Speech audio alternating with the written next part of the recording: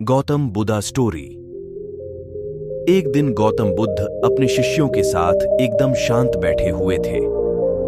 उन्हें इस प्रकार बैठे हुए देख शिष्य चिंतित हुए कि कहीं वह अस्वस्थ तो नहीं है। एक शिष्य ने उनसे पूछा कि आज वह मौन क्यों बैठे हैं? क्या शिष्यों से कोई गलती हो गई है? ऐसी बीच एक अन्य शिष्य ने पूछा कि क्या वह अस्वस्थ है? पर बुद्ध मौन रहे।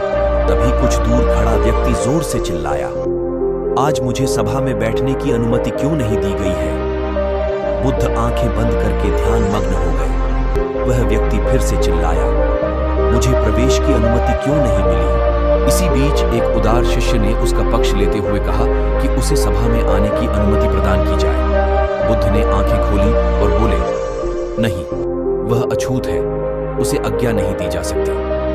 ये सुनकर शिष्यों को बड़ा आश्चर्य हुआ। बुद्ध उनके मन का भाव समझ गए और बोले, हाँ, वह अछूत है। इस पर कई शिष्य बोले, हमारे आश्रम में जात पात का कोई भेद ही नहीं। फिर वह अछूत कैसे हो गया? तब बुद्ध ने समझाया, आज वह क्रोधित होकर आया है। क्रोध से जीवन की एकाग्रता भंग होती है।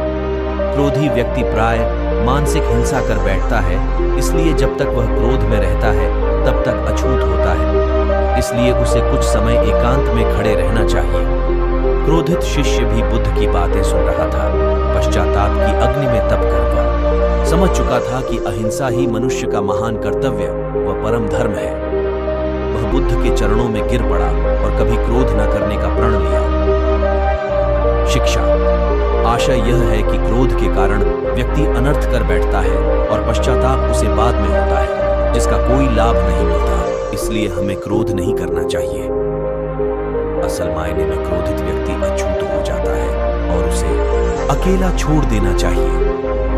क्रोध करने से तन, मन और धन तीनों की हानि होती है। क्रोध से ज्यादा हानिकारक कोई और वस्तु नहीं है। दोस्तों, क्रोध एक तूफान की तरह होता है जो शांत होने के बाद पता चलता है कि नुकसान कितना हुआ है। दोस्तों, गीता में भगवान श्री कृष्ण अर्जुन को बताते हैं कि क्रोध से बुद्धि का नाश हो जाता है, इसलिए हमें मनुष्य को क्रोध का त्याग कर देना चाहिए। श्री कृष्ण ने बताया है कि क्रोध से भ्रम पैदा होता है, भ्रम से बुद्धि खराब होती है। तब तक के लिए मिलते हैं अगली वीडियो में। तब तक के लिए अपना ख्याल रखिए। आप अपना ख्याल रखिए।